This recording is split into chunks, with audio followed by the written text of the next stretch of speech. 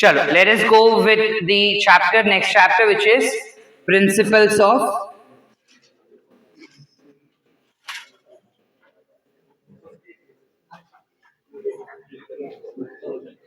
inheritance and variation. हाँ, Mendel वाला. हाँ, क्या चालू है सर? नहीं नहीं सर, चालू है सर. मैं रिकॉर्ड कर लूँ सर?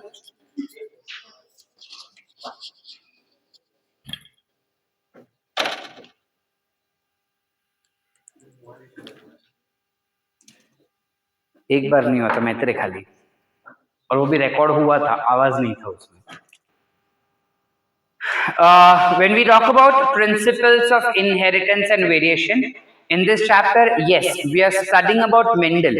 जो 10th में हम पढ़ चुके हैं वही सेम इस वक्त भी पढ़ने वाले हैं हम. ठीक है. अब शर्वरी को ना ये बिल्कुल नहीं पसंद था मेंडल वाला चैप्टर 10th में, तो बोलते कि सर तभी भी नहीं पसंद आ रहा है, अभी भी नहीं पसंद आ रहा है, हम क्यों वापस पढ़ रहे? तब नहीं पसंद आया तो नहीं पढ़ाना, इसलिए अभी बोल रहा है कि तेरे को मेडिकल में जाना है तो वापस से पढ़िए.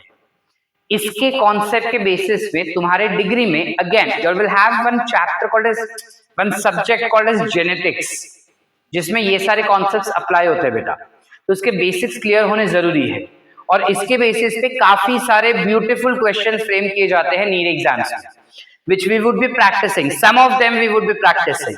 ठीक है. Now when we talk about principles of inheritance both regarding Mendel, question is कि सर इतना क्यों importance दिया गया है मेंडल को, राइट? हम इतने सालों से मेंडल के बारे में इतना सब कुछ पढ़ रहे हैं, बट क्यों पढ़ रहे हैं हम? ऐसा तो क्या ही महान काम किया? वटाना लिया, वटाना ग्रो किया, वटाना ग्रो किया, कलर चेंज दिखा, उसने मार्क कर दिया, क्या ही बड़ा तीर मारा? अगर मैं इस वक्त तुमको बताऊं कि कोई ऐसा गाड़ी मैंने इन्वेंट किया है जो हमारे बॉडी के एनर्जी से ही चलेगा, समझ पा रहे? और अगर तुम गाड़ी बोला, बाइसाइकिल नहीं, कार समझता है? हमारा बॉडी का एनर्जी माने गधा इंसान. ठीक है. चलो I will give you some more better. अगर हम ऐसे बोले कि कल सुबह, मतलब in future, near future, there would be some time where a person will have wings and can fly as well. उसको फ्लाइट वाइट का जरूरत नहीं है, खुद उड़ के जाएगा. तो पागल कुछ भी बोलता है. ठीक है. कहाँ कुछ दिख रहा है पीछे के विंग्स आ सकता है? That's practically not possible. कुछ वैसा ही काम मेंडल ने किया था बेटा. मेंडल ने उसके जमाने से कई आगे वाला काम कर चुका था. ऐसा क्यों बोल रहे हैं सर? उसने तो कुछ नहीं किया, खाली अपने को क्रॉस करके दे दिया था. नहीं बेटा, उसने क्रॉस तब किया था जब उसके पास कोई इंस्ट्रूमेंट्स, कोई इंफॉर्मेशन ही नहीं था. उसके जमाने में जब उसने काम किया तब माइक्रोस्कोप था, लेकिन क्रोमोसोम जैसा कुछ होता है वो उसे पता ही नहीं था. समझ पा रहे? न्यूक्लियस वाज एग्जिस्टिंग, न्यूक्लियस के अंदर DNA was existing, but he did not knew that DNA is the genetic material. Forget about genetic material. Gene as a term was not discovered. समझ पा रहे? जेनेटिक टर्म ही नहीं था, genetics subject ही नहीं था दूर दूर तक. इसके एक्सपेरिमेंट के बाद genetics as a field got advanced. ठीक है. तो इतना पुराने जमाने में, विच इज स्टार्टिंग अप, उसने उसका काम स्टार्ट किया था 1856 में. So 1856 में माइक्रोस्कोप्स आ गए थे. बट इमेजिन करो, हमारा जो सेल था, सेल थियरी था, दैट वाज 1838. याद आ रहा है? श्वान एंड स्क्लीडन 1838. 1839 में उसने अपने को सेल थियरी दिया था. पूरे 20 साल भी नहीं हुए. इमेजिन करो, यानी उसके जमाने में अभी तो खाली इतना ही डिस्कवर हुआ था कि सेल्स जो होते हैं वो सबसे बेसिक यूनिट होते हैं लिविंग ऑर्गेनिज्म के. इतना पुराना टाइम में उसने ये भी बता दिया था कि किस तरीके से इनहेरिटेंस होता है, how exactly inheritance takes place. उसका पूरा फॉर्मूला उसने डेवलप किया. फॉर्मूला डेवलप करके उसने पूरा कॉन्सेप्ट उसके ऊपर डाल दिया था. There was lot of discovery at that early age of science development, and that is the reason उसके एक्सपेरिमेंट को और उसको एज ए इंसान हम इतना इंपॉर्टेंस दे रहे बेटा. ठीक है. तो आज हम ये देखते हैं कि उसने किस तरीके से ये डिस्कवरी किया था. काफी सिंपल लॉजिक उसने यूज किए थे, ज्यादा कॉम्प्लिकेटेड नहीं किया था उसने चीजों को. ठीक है. हम स्कूल में उतना अपना कॉग्निटिव डेवलपमेंट, मतलब अकल उतना शार्प नहीं थे, इसलिए नहीं समझता था. अब आई एम एक्सपेक्टिंग कि अब हमको समझेगा, तो ध्यान सारे का मुझे इधर ही चाहिए, आजू बाजू में कौन क्या कर रहा है उस पर ध्यान नहीं चाहिए मेरे को, ठीक है। चलो क्या किया इसने मेंडल ने बेटा, मेंडल ने सबसे पहले तो ये देखा कि अब मतलब वो साइंटिस्ट नहीं था, पहली बात he was not a scientist. क्या किस बात का हंसी आया? He was not a scientist, वो साधु था। जो संत होते हैं ना दुकान वगैरह में, अपनी दुकान में,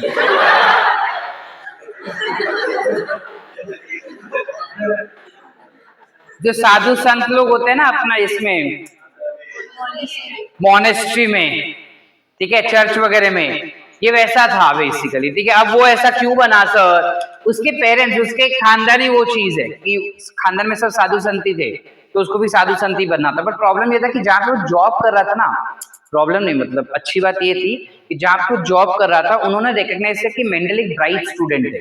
तो 10th के बाद मेंडल ने मोनेस्ट्री ज्वाइन कर लिया था। उसके बाद वहां के जो मोनेस्ट्री के जो बड़े लोग थे उन्होंने बोला कि ये तो काफी ब्राइट बच्चा है करके, इसको आगे और पढ़ना चाहिए। तो उन्होंने इसकी पढ़ाई को स्पॉन्सर किया था, उसको बाहर भेजा, उसको पढ़ाया लिखा, एंड देन पढ़ लिख के वो वापस इधर आया। अब पढ़ लिख गया तो अकल आ गया थोड़ा। अकल आने के बाद वो क्या कर रहा था, जब वो अपने घर से वापस मोनेस्ट्री आता था, मोनेस्ट्री से वापस घर जाता था, तब रास्ते में उसने काफी बार नोटिस किया कि कोई प्लांट्स है जो सेम प्लांट है लेकिन काफी वेरिएशंस दिखा रहे हैं। अब उसके अकल में ये क्वेश्चन चमका कि क्यों दिखा रहे हैं। अभी क्यों दिखा रहे हैं वो उसको जानना था। ये जानने के लिए उसने सारे एक्सपेरिमेंट्स को स्टार्ट किया। उसके आसपास वटाने का झाड़ काफी इजीली दिख रहा था, इसलिए उसने वटाने के साथ शुरुआत की एक्सपेरिमेंट का। So there were certain reasons. Firstly कुछ रीजंस थे कि उसने वटाने का पेड़ ही क्यों चूज किया बेटा। रैंडम मूवमेंट नहीं था, ये रैंडमली उसने चूज नहीं किया।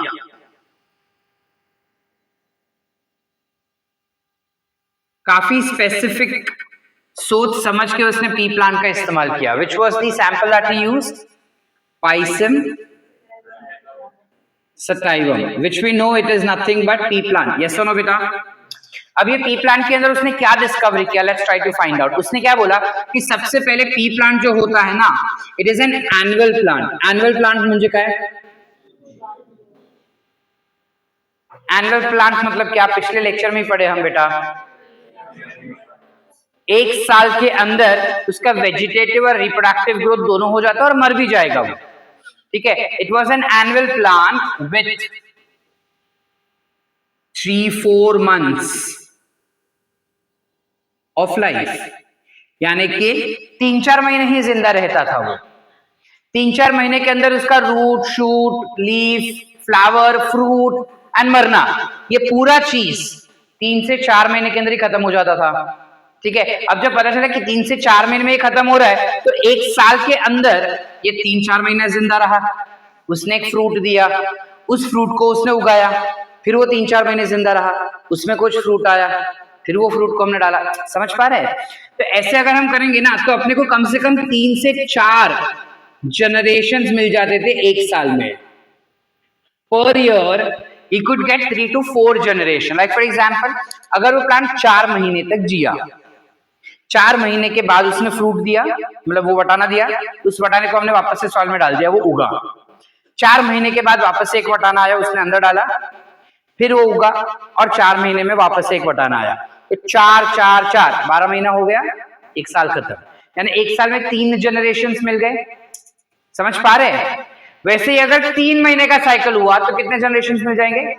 स्मार्ट हो गए हम, ठीक है। तो 3 से 4 जनरेशन उसको मिलने की शक्यता होती, त्यामुळे त्याने पायसम सटाइवमला सिलेक्ट केलं। पहिला रीजन। दूसरा, it was a shrub, so it requires less space for growth। बराबर, उसको उगाने के लिए जगह कम चाहिए। तीसरी बात, उसका जो फ्लावर है, इट शोड 2 थिंग्स। एक तो सबसे पहले उस फ्लावर में डाई अडाल्फी हमको दिख रहा था। It showed us diadelphous. Shruti, what do we understand by die अडाल्फी?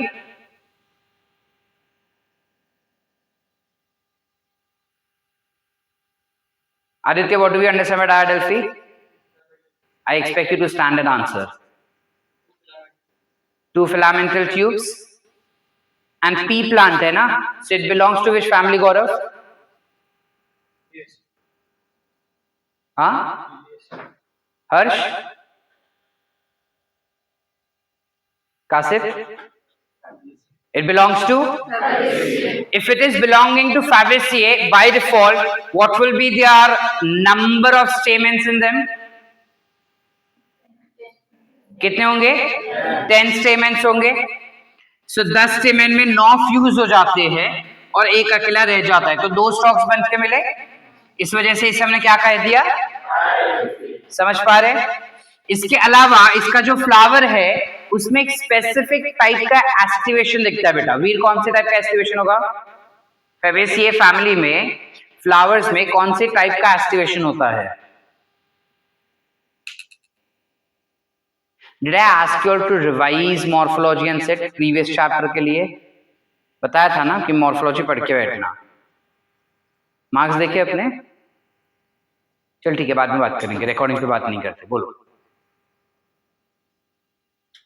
Yes Vinil, yes doctor Satyam, राज.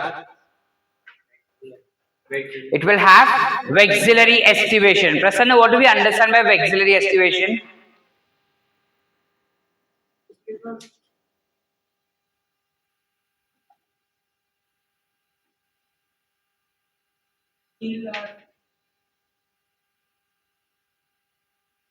क्या बोलो? एक बड़ा पेटल होता है, अंदर 2 छोटे और एकदम छोटा. याद आ रहा है? सो इसे हम कहते थे वेक्सिलरी एस्टिवेशन. इनके फ्लावर्स के पास ये 2 खासियत थी. सर इसमें खासियत क्या है? अगर मुझे आर्टिफिशियल हाइब्रिडाइजेशन करना है, ये क्या होता है पिछले चैप्टर में हम पढ़ चुके हैं बेटा. ठीक है, अगर मुझे आर्टिफिशियल हाइब्रिडाइजेशन करना है, या फिर मैं सिंपली कहूं कि अगर मुझको इमैस्कुलेशन करना है, पहली बात इमैस्कुलेशन करना रहेगा तो मेरे लिए कितना आसान है. मेरे को खाली 2 ही स्टेमन को काटना है, 10 को नहीं काटना. दूसरी बात, अगर मुझे पूरे फ्लावर को ही खोलना है तो मेरे लिए वो भी आसान है, बिकॉज वेक्सिलरी एस्टिवेशन है तो ज्यादा पत्ते निकालने नहीं है, एक बड़ा सा निकाल दिया तो वो ऑटोमेटिकली खुल जाएगा. समझ पा रहे हैं? So that's why this was another beneficial point. इसके अलावा it had multiple contrasting traits. इसके पास काफी अलग अलग ट्रेट्स थे. ट्रेट्स मतलब कैरेक्टर. जैसे तुम बचपन में पढ़ चुके हो कि tall short, tall dwarf, red and white, है ना?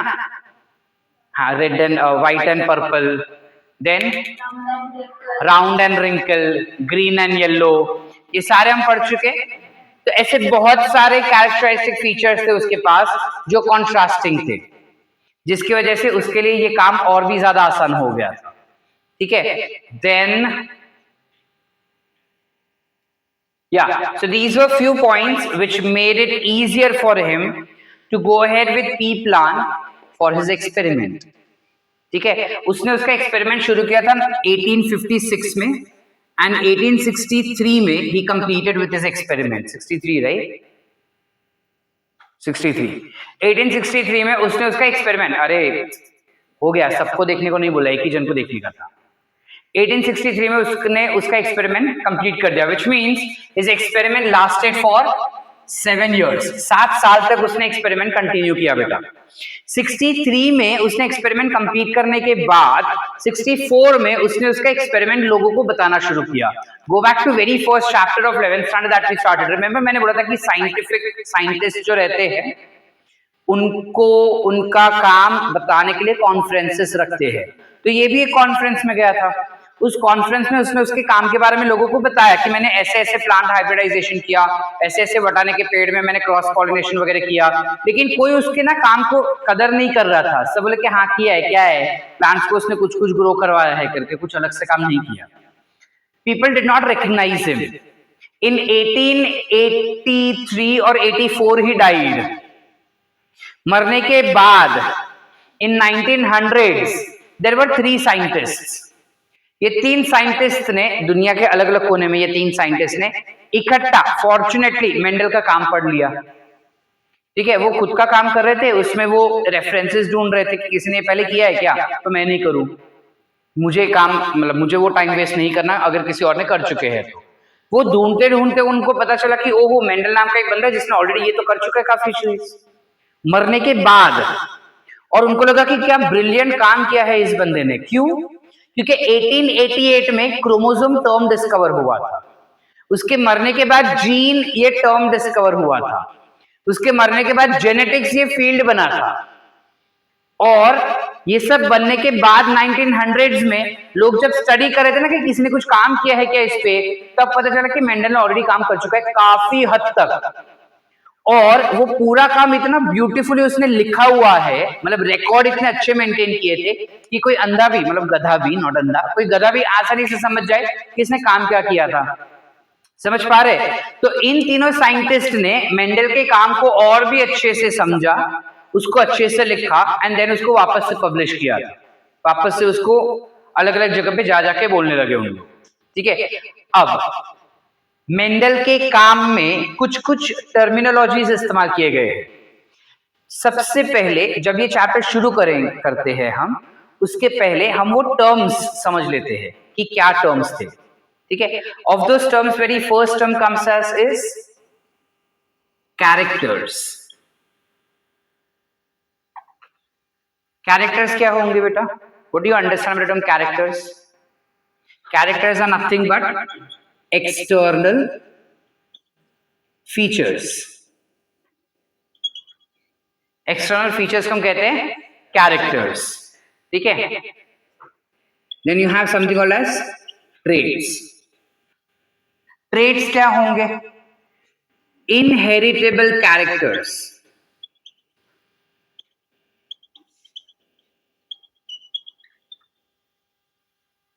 Inheritable characters will be called as traits. Inheritable characters मतलब क्या सर? मतलब कोई ऐसे कैरेक्टर्स हमारे बॉडी में होंगे जो हमारे बच्चों में जाते हैं। तो जो कैरेक्टर्स हमसे हमारे बच्चों में गए उन कैरेक्टर्स को हम क्या कहते हैं? ट्रेट्स। समझे बेटा? यस और no? Then you have something called as factor. हमने क्या बोला? जीन ये शब्द तो डिस्कवर ही नहीं हुआ था। तो मेंडल के एक्सपेरिमेंट के दौरान हमको पता है कैपिटल आर स्मॉल आर था, ये सब हमको पता है बराबर। फिर उसको नेक्स्ट जनरेशन में भी वही कैपिटल आर स्मॉल आर सब मिल रहे थे, सारा सब कुछ हमको पता है। तो वो इन कैरेक्टर्स को बता रहा था कि जो चीज इस कैरेक्टर को एक जनरेशन से दूसरे जनरेशन में लेके जा रहे हैं उस चीज को वो फैक्टर कहता था। तो उसने क्या बोला कि factors are substances that inherit from one generation to next generation।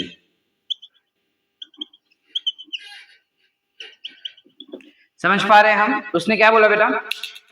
ऐसे कैरेक्टर्स जो एक जनरेशन से नेक्स्ट जनरेशन में इनहेरिट होंगे उन कैरेक्टर्स को हम कहेंगे factors.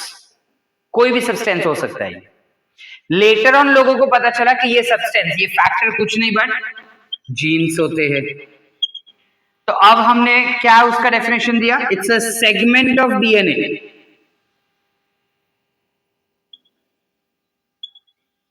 That inherits from one generation to next generation। Are we clear? It is nothing but segment of DNA that will inherit from one generation to the next generation। इसे हम क्या कहेंगे बेटा? Genes। We call them as genes। Are we clear? Can we go ahead? This term gene was given to us by a scientist called as Johansen। Extra info है, नहीं याद रहा तो भी चलेगा। ठीक है, then we had a term called as phenotype. क्या होता है फिनोटाइप?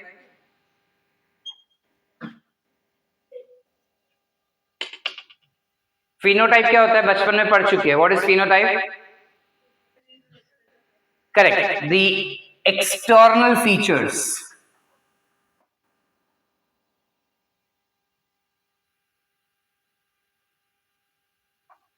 that are expressed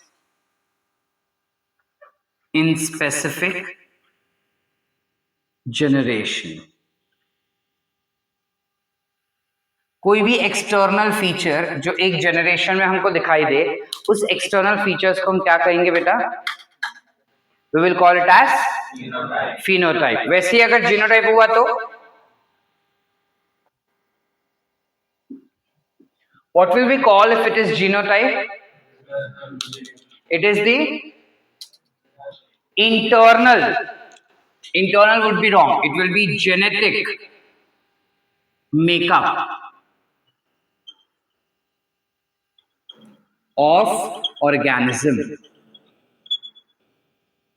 किसी भी ऑर्गेनिज्म का जो एक्सटर्नल जो जेनेटिक मेकअप रहेगा, यानी उसके जीन्स कैसे ऑर्गेनाइज्ड है, उसके जीन्स कैसे दिखते हैं, दिखते नहीं मतलब कौन से टाइप के जीन्स है उसके पास, इसे हम कहेंगे genotype. Then you have something called as homozygous, also termed as wild type, also called as pure variety. What is homozygous? अच्छा चलो इसके पहले homozygous के पहले भी अंडरस्टैंड अबाउट अलील्स. ये शब्द हम पहले पढ़ चुके हैं. अलील क्या होते हैं? What are alleles?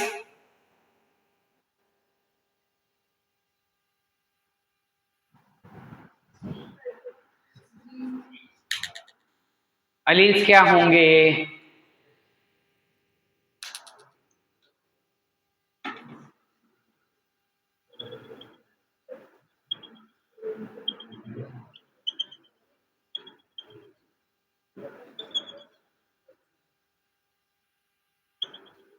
Same gene के अलग अलग वेरिएशंस रहेंगे तो उन्हें हम कहेंगे अलील. यानी कि अगर मैं बताऊं कि हमारे पास एक जीन है विच इज आई कलर का जीन, ठीक है, 2 क्रोमोसोम्स है, एक क्रोमोसोम में यहाँ पे आई कलर का जीन, इस क्रोमोसोम में भी यहाँ पे आई कलर का जीन, बराबर.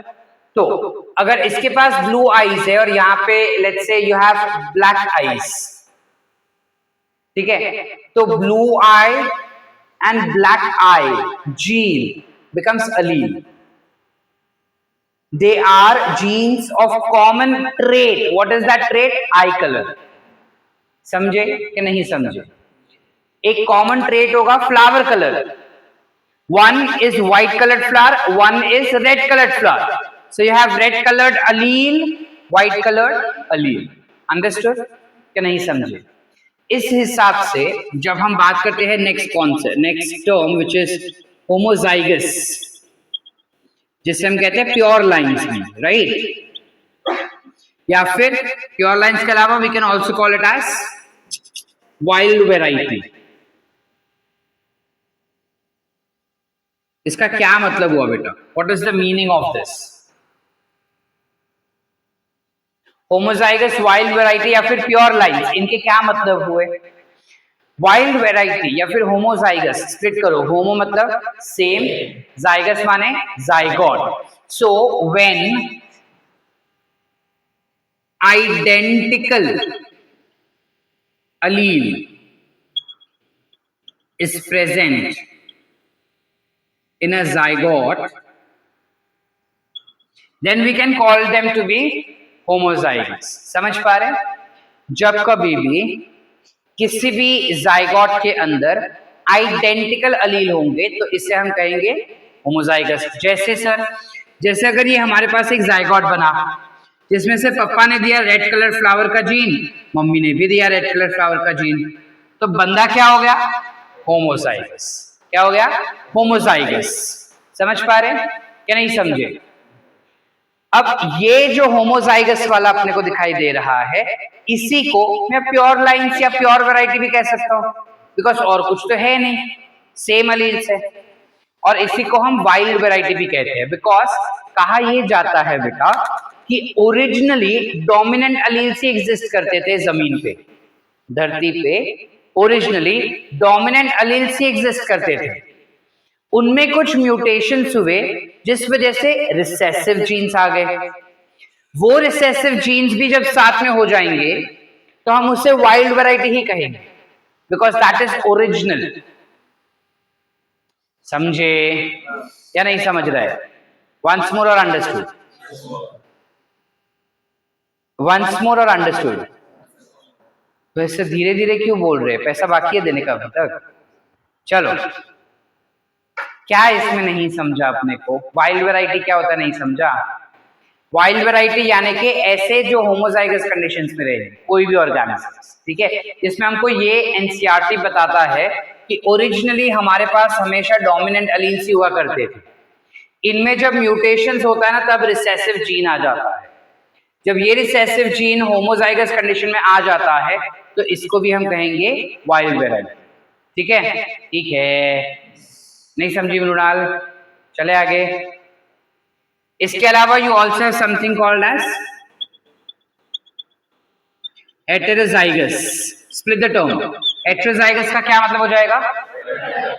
व्हेन डिफरेंट allele ऑफ सेम जीन, एक ही जीन के दो अलग अलग अलील अगर जाइगोट में होंगे तो फिर हम इसे कह देंगे heterozygous, also classified as hybrid. ठीक है बेटा, हम इसको क्या कह सकते हैं? हाइब्रिड भी कह सकते हैं हम इसको। ठीक है, चले आगे। अब when we talk about zygote heterozygous, इसका वीर अपने को एग्जांपल मिल सकता है इसका हेटेरोजाइगस का? आर्थराइटिस है? आर्थराइटिस घुटने का दुखावा है? नहीं ना? Thank you. दक्ष बताओ जरा। सिद्धार्थ, माही, हाँ तो गिव मी ना, अल्फाबेटिकली बता दे। अल्फाबेटिकली बता, फ्लावर क्या? Shrinand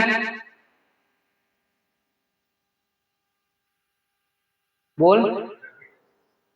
capital X and small X could be one, या फिर इसी के रेफरेंस में capital R and small R. So same genes है बट उसके अलील्स अलग अलग हो गए बेटा। जो डोमिनेंट है वो एक्सप्रेस होगा, जो रिसेसिव है वो एक्सप्रेस नहीं होगा। ठीक है, sit. So with that respect हम एक और टर्मिनोलॉजी पे आ गए, रादर दो और टर्म ले लिए हम। एक जिसे हम कह रहे हैं डोमिनेंट। क्या होगा डोमिनेंट? कैपिटल। हम डोमिनेंट को कैपिटल में लिखते हैं बेटा। वो जीन को डोमिनेंट क्यों कहते हैं?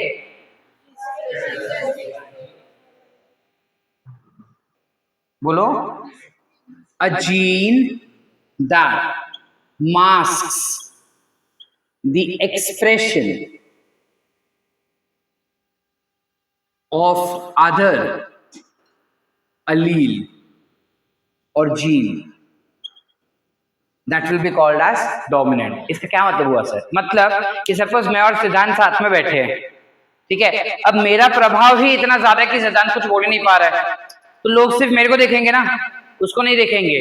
तो मैंने अपने आप को इतना बड़ा बना दिया और लोगों को इतना मैंने अपने बारे में ही बता दिया कि सिद्धांत को मैंने कुछ दिखाना ही नहीं। मतलब I made sure that no one looks at him, everyone looks at me only. So what am I doing? I am masking his personality. मैं उसको शाइन होने का मौका ही नहीं दिया, खुद ही शाइन होते रहा। तो हमारे अलील्स भी ऐसे ही करते बेटा। दो टाइप के अलील्स हो सकते हैं, एक होते हैं डोमिनेंट, दूसरे होते हैं रिसेसिव। रिसेसिव अलील कभी शाइन नहीं होगा। क्या सर? होगा। जब उसके जैसे ही लोग साथ में होते हैं ना तब वो बात कर सकता है। बट अगर वो एक इंट्रोवर्ड और एक आउट्रोवर्ड है ना, तो आउट्रोवर्ड के सामने ही सब देखते हैं, इंट्रोवर्ड तो कोपचे में बैठा रहता है कहीं पे। बराबर प्रिया, प्रेरणा, क्लियर है? So when we talk about recessive allele over here, it gets expressed only under homozygous condition.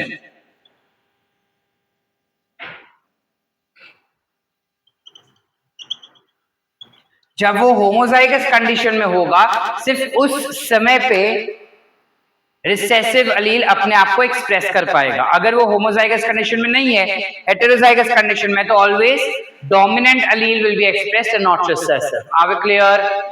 Yes और नो? चले आगे।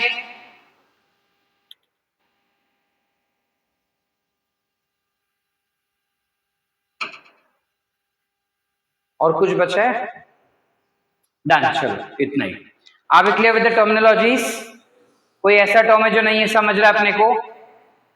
हाँ, you have something called as monohybrid cross.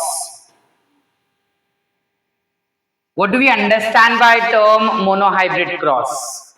When two traits, या when two organisms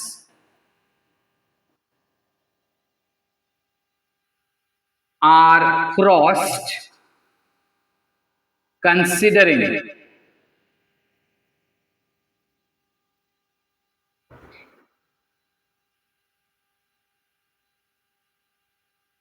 single trait. अगर एक ही trait को पकड़ के दो ऑर्गेनिज्म को क्रॉस करते हैं, जैसे यहाँ पे हमने किया, सिर्फ रेड यूज कर रहे थे, मतलब सिर्फ फ्लावर कलर यूज कर रहे हैं। अगर सिर्फ फ्लावर कलर का इस्तेमाल करके हम दो ऑर्गेनिजम्स के बीच में क्रॉस करवा रहे हैं, that becomes monohybrid cross. Flower colour plus plant का हाइट, दो कैरेक्टर्स को कंसिडर किया तो हम उसको क्या कहेंगे? So we know the definition for dihybrid cross also. Yes और नो? लिख सकते डाइहाइब्रिड खुद से हम? यस और नो बेटा? लिखे?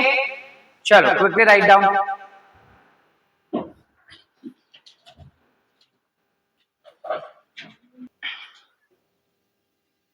चलिए, अब मेंडल ने एग्जैक्टली एक्सपेरिमेंट शुरू कैसे किया बेटा?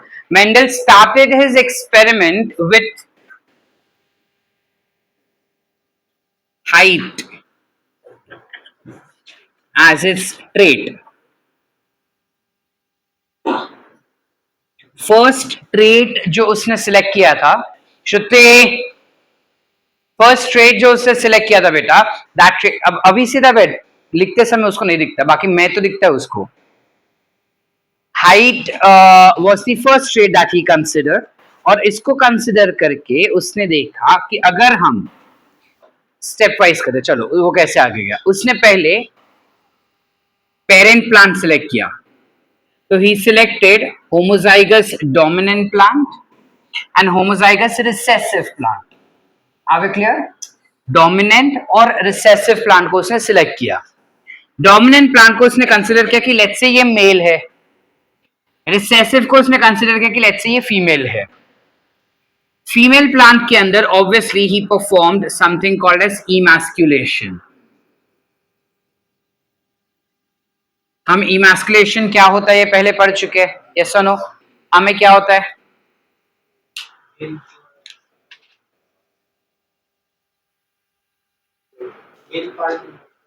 मेल पार्ट को रिमूव कर देना। मेल पार्ट बहुत भद्दा शब्द से उसने संबोधित किया है। तो what he basically means is removal of androecium before they get mature। ठीक है, तो हमने फीमेल में से इमैस्कुलेशन कर लिया। मेल में से इमैस्कुलेशन कर सकता है क्या वेदिका? वेदिका, वेदांशी नहीं, तू ही वेदांशी का, वेदांशी ना, बराबर ही बोला ना मैं। हाँ, मेल में से निकाल सकता हूँ, मेल फ्लावर्स में से इमैस्कुलेशन कर सकता हूँ, मैं कर सकता हूँ ना? वेदांत, वेदिका कर सकते हैं ना? पूर्वा बोलना, नहीं कर सकते क्यों? वो उन दोनों में अक्ल ही नहीं थी वो चीज। खाली फीमेल अकेला बच्चा नहीं पैदा कर सकती बेटा, उसको मेल चाहिए ही। ठीक है, वो अपोमिक्टिक सीड्स खाली एक एग्जाम्पल था, बाकी हर जगह पे both the genes are required, both gametes are required for sexual reproduction to occur. समझे? तो इसमें हमको सिर्फ मेल ही चाहिए, इसलिए फीमेल निकाला। फ्लावर्स बाइसेक्सुअल है ना उसके, किसके, कौन सा प्लांट पढ़ रहे हैं अपन? पी प्लांट ना, तो पी प्लांट के फ्लावर्स बाइसेक्सुअल होंगे, यस और नो? श्रावणी, पी प्लांट के फ्लावर्स बाइसेक्सुअल, राइट? ये सब कट होना चाहिए रिकॉर्डिंग से, बोल जल्दी। पी प्लांट के फ्लावर बाइसेक्सुअल होंगे, यस और नो? और I don't know? Don't know, don't know, नहीं होता है। क्यों?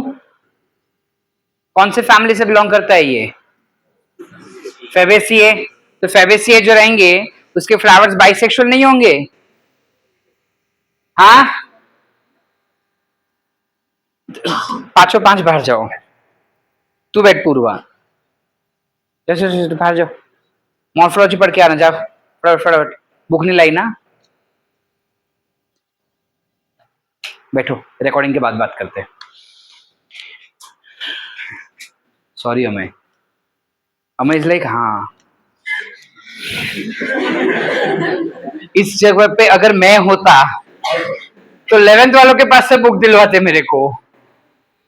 हमें वो लड़की है ना, मतलब तू प्रिपेयर्ड था, हाँ, कि मेरे को पूछा नहीं आया तो बुक उठा के बाहर जाऊंगा मैं, बाहर लड़कियां देख लूंगा मैं, ऐसा नहीं।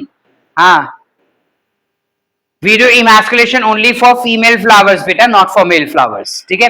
इमैस्कुलेशन कर लिया उसने। अब उसने देखा कि इसमें से जब गैमीट बनाएंगे तो बहुत सारे गैमीट्स बनाएगा ये भी, बहुत सारे गैमीट बनाएगी ये भी, लेकिन वो सारे गैमीट्स, ये जितने भी गैमेट्स बनाए वो सारे के सारे सेम वेरिएशन के रहेंगे, सेम टाइप के, which is having capital T. इसके पास भी सेम टाइप का रहेगा विच इज हैविंग, और फिर ये गैमेट जब फ्यूज हो जाएगा, we know how to do artificial hybridization, we are not doing that again. जब ये फ्यूज हो जाएगा तो हमें मिलेगा कैपिटल टी एंड, तो मेंडल ने नोटिस किया कि जब पेरेंटल जनरेशन ने गैमीट बनाया तब F1 जनरेशन में, कौन सा generation? Why do we write F1? F1 means first filial generation, ठीक है? तो बता रहे कि फर्स्ट फीलियल जनरेशन यानी फर्स्ट जनरेशन में जितने भी प्लांट्स मिले वो सारे के सारे टॉल प्लांट्स मिले। अब वो शॉक्ड हो गया कि सारे के सारे टॉल मिल गए, तो ड्वार्फ वाला किधर गया? तो इनिशियली उसने बोला कि ड्वार्फ वाला जो जीन था वो टॉल वाले के साथ ब्लेंड हो गया, there was a blending effect. Blend मतलब क्या सर? ब्लेंड यानी मिक्स होना बेटा, उसको ऐसा लगा कि वो मिक्स हो गया रहेगा। अब उसने बोला कि देखो 1856 का बात चल रहा है ना, तब तो मेल्स ज्यादा डोमिनेटिंग थे, फीमेल्स इतनी डोमिनेटिंग नहीं थी, तो उसको लगा कि प्रोबेबली मेल को मैंने टॉल लिया, फीमेल को ड्वार्फ लिया था, तो वो मेल को टॉल लिया ना, इसलिए सारे टॉल आए। अगर मैं मेल को ड्वार्फ लूंगा तो शायद सारे ड्वार्फ मिलेंगे, ये उसको जानना था। तो अब उसने क्या किया, सेम एक्सपेरिमेंट किया बट जेंडर चेंज करके। अब उसने क्या किया, मेल को ड्वार्फ ले लिया और फीमेल को टॉल ले लिया। फिर इनमें से गैमीट्स आए बेटा, वो गैमीट्स फ्यूज हो गए और मिला हमको कुछ इस तरीके का कैरेक्टरिस्टिक्स, यानी कि वापस से उसको सारे कौन मिले बेटा? सारे टॉल। तो अब उसने क्या इससे कंक्लूड किया कि जेंडर का ट्रेट से कोई लेना देना नहीं है। If a trait is dominant, whether it is male और female, it will be dominant. If a trait is recessive, अभी तक ना रिसेसिव तो उसे पता ही नहीं चला, उस तक तो पहुंचा ही नहीं था, उसको लगा कि वो ड्वार्फ वाला तो ब्लेंड हो गया था टॉल के साथ ही। समझे कि नहीं समझे? यहां तक क्लियर है?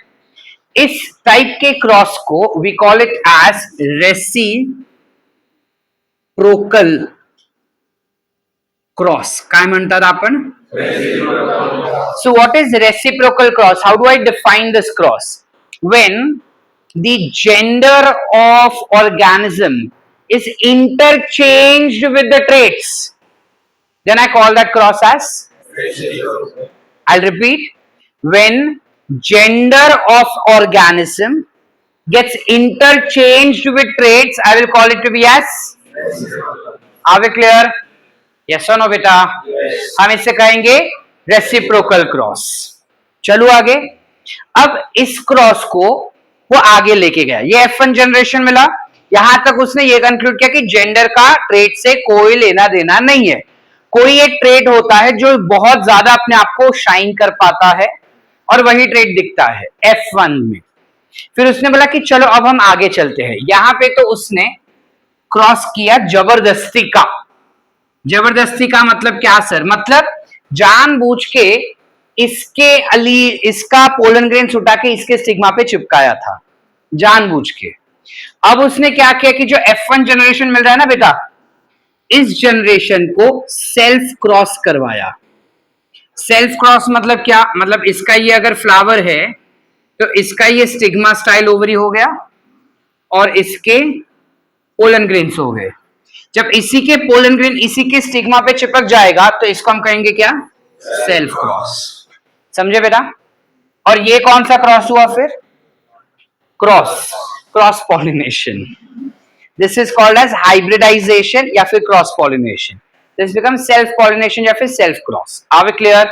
चले आगे. अब सेल्फ क्रॉस करेंगे तो क्या होगा? अक्ल लगाओ. एक फ्लावर था, उसका पोलन ग्रेन उसके स्टिग्मा पे जाके चिपका, यानी इसके पोलन ग्रेन, इसका ये पोलन ग्रेन हो गया, उसका ये स्टिग्मा यानी एक्सेल रहेगा ना कहीं ना कहीं.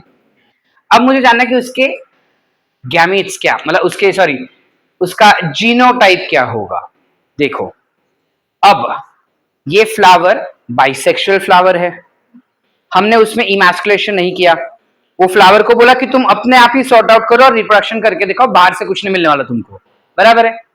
अब अगर ये हाथ है, इसके अंदर यहाँ पे फीमेल रिप्रोडक्टिव सिस्टम, यहाँ पे मेल रिप्रोडक्टिव सिस्टम है. हाथ तो एक ही है ना, बॉडी तो एक ही है. तो क्या मेल गैमीट्स के जीन्स अलग और फीमेल के जीन्स अलग होंगे? जीन्स तो सेम ही होंगे ना बेटा. जैसे earthworm is a hermaphrodite which has both male as well as female reproductive system. अगर उसने उसी के गैमीट्स फर्टिलाइज कर दिए तो क्या वो मेल और फीमेल के गैमीट्स अलग अलग होंगे? मतलब जीन्स अलग अलग होंगे क्या? नहीं ना, एक ही बॉडी है तो जीन्स तो सेम रहेंगे. जिस वजह से यही सेल्फ क्रॉस हुआ तो मेल के पास भी ये जीन्स होंगे और फीमेल के पास भी यही जीन्स होंगे. समझे बेटा? समझे? इसको अब हमने कर दिया क्या? क्रॉस किया. अब इसके पास दो अलग अलग अलील हुए बेटा, तो ये बहुत सारे गैमेट्स बनाएंगे लेकिन दो टाइप के. एक गैमेट में कैपिटल टी हो सकता है, दूसरे गैमेट में इसका भी सेम सिचुएशन हो जाएगा. एक में कैपिटल टी, एक में. समझ पा रहे हैं? अब क्या हो जाएगा? ये जो कैपिटल टी है वो इस कैपिटल टी के साथ मर्ज हो सकता है. यस और नो? सिद्धांत, कैन यू शिफ्ट बिहाइंड? एक पीछे होते जाओ.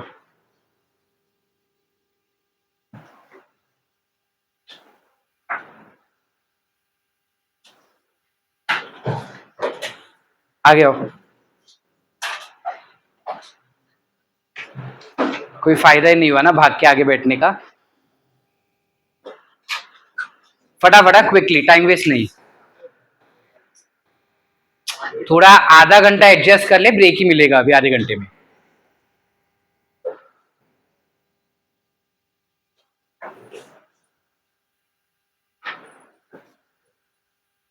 नीनाथ, तू पीछे चले जा, तेरे को आदित्य की जगह से भी दिखेगा. हाइट बड़ा है तेरा. आदित्य थोड़ा अंदर शिफ्ट हो जा.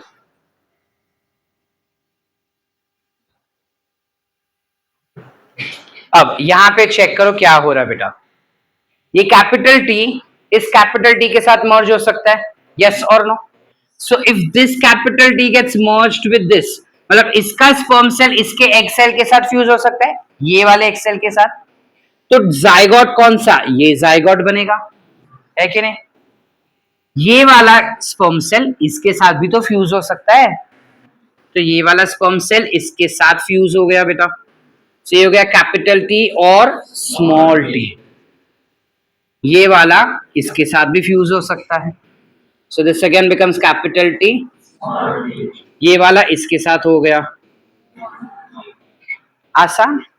तो इस हिसाब से अगर हम देखने जाए, ये फिनोटिपिकली अगर देखने जाएंगे तो ये टॉल होगा या ड्वार्फ, ये वाला भी टॉल, ये वाला भी टॉल, तो 3 टॉल हो जाएंगे।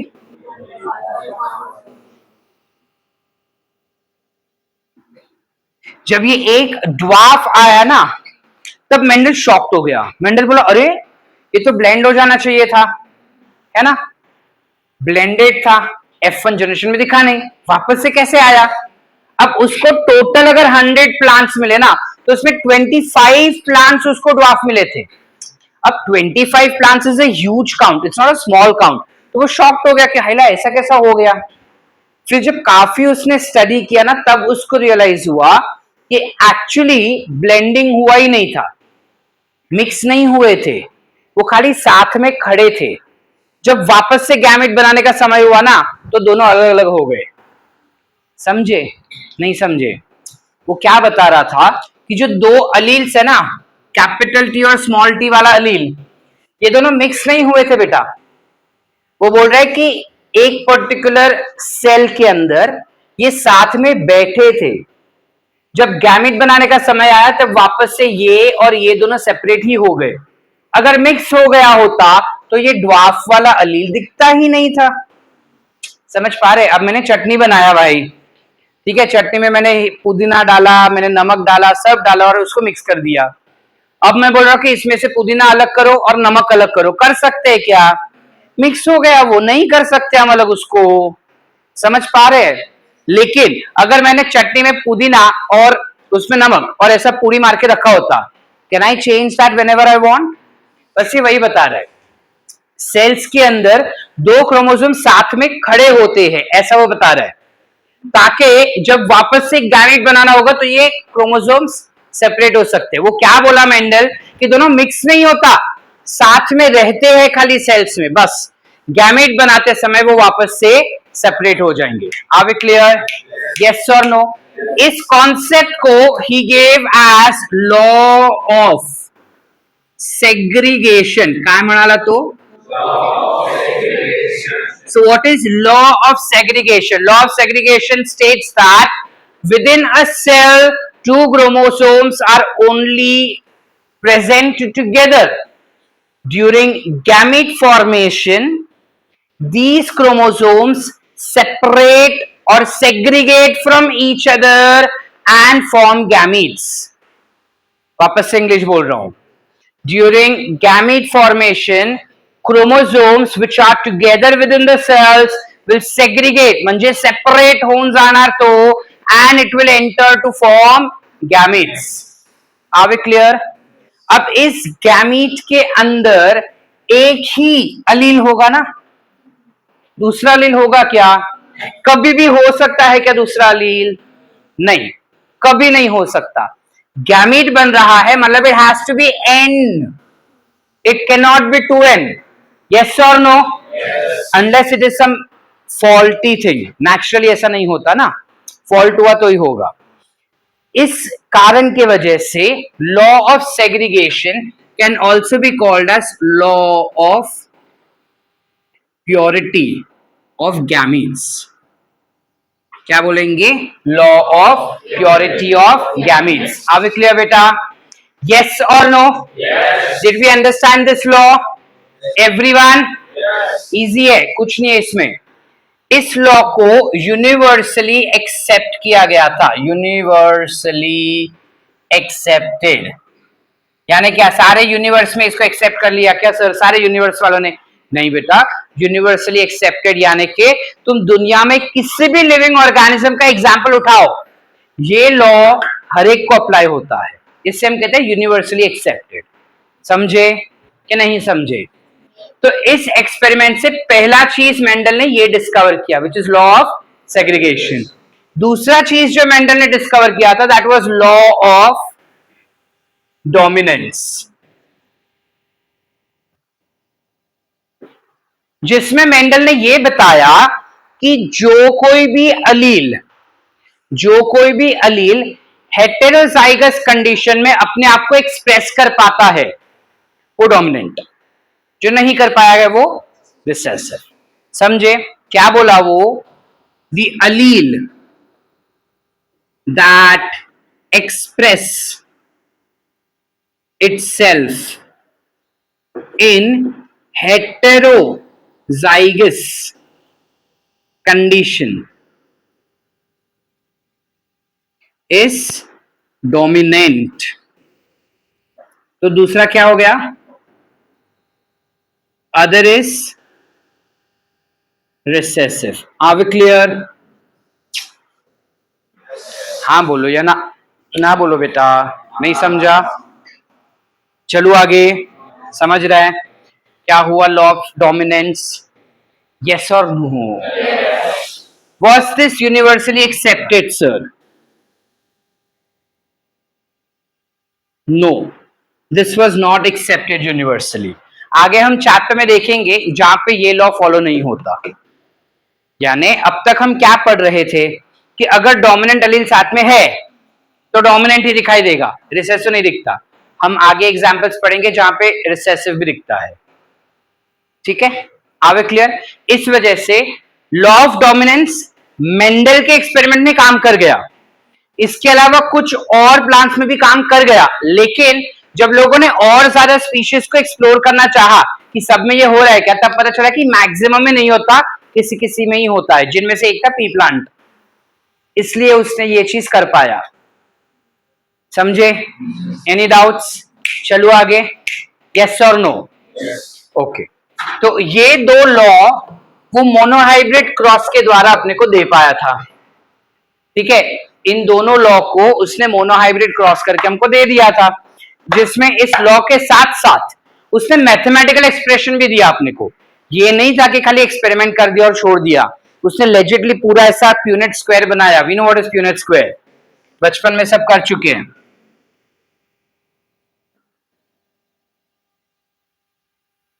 उसने बोला एक जगह पे मेल गैमेट, एक जगह पे फीमेल गैमेट, मेल गैमेट ये दो मिले, फीमेल गैमेट भी सेम दो मिले। वो बोला अगर ये दो गैमेट फ्यूज हुए तो ये बन जा सकता है, ये दोनों फ्यूज हुए तो ये बन जा सकता है, ये दोनों फ्यूज हुए तो ये बन सकता है, और ये दोनों फ्यूज हुए तो। ठीक है, ऐसा उसने पूरा स्क्वायर वेयर बनाया था। बनाने के बाद उसने अपने को रेशियो दिया। वो बोला अगर हम मोनोहाइब्रिड क्रॉस कंसिडर कर रहे हैं या फिर अगर हम मोनोहाइब्रिड क्रॉस पढ़ रहे हैं तो इसका फिनोटिपिक रेशियो F2 जनरेशन का phenotypic ratio will always B 3:1, where 3 is dominant, 1 is recessive। ठीक है, वहीं पे वो बोला कि अगर जीनोटिपिक रेशियो को तुम कंसिडर कर रहे हो तो genotypic ratio will always be 1:2:1। कैसे सर? एक पूरा डोमिनेंट है, होमोजाइगस डोमिनेंट, दो are heterozygous dominant and one is homozygous recessive. समझ पाए कि नहीं समझे? Are we clear everyone? कोई डाउट्स है? मोनोहाइब्रिड क्रॉस अगर बोर्ड एग्जाम्स में आया, हम खुद से कर पाएंगे बेटा? ये क्रॉस बनाने का 4 मार्क्स मिलेगा। सॉरी, दूसरा करने का नहीं रे, ये करने का तो 1 ही मार्क्स मिलेगा। ऊपर नीचे कचरा भी तो लिखना होता है हमको, बोर्ड स्टेट बोर्ड ना। ये क्रॉस ड्रॉ करने का 1.5 मार्क्स मिल जाएगा अपने को। फिर तुमको जीनोटिपिक रेशियो फिनोटिपिक रेशियो लिखने का 1 मार्क्स मिलेगा, और नहीं, ये क्रॉस ड्रॉ करने का 2 marks, genotypic phenotypic ratio 1 mark, और 1 मार्क्स तुमको इंट्रोडक्शन के लिए लगेगा कि what is genotypic, what is monohybrid cross. Because जब क्वेश्चन पूछेंगे तो डायरेक्ट नहीं पूछेंगे कि right a note on monohybrid cross, नहीं देते हैं। They give you state the law of dominance along with a suitable example।